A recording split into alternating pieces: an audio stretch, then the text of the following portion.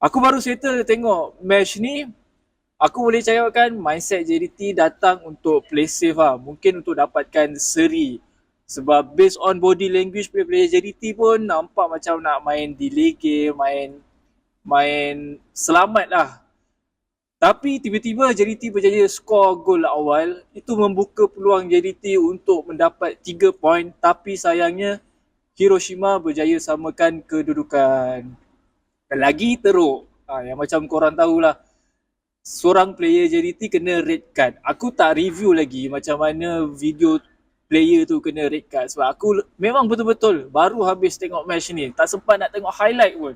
So, kalau player tu memang deserve red card, bad luck untuk JDT. Dan aku nampak player-player JDT agak koyak termakan dengan provokasi player-player Hiroshima. Player-player Hiroshima tak adalah provokasi hardcore sangat.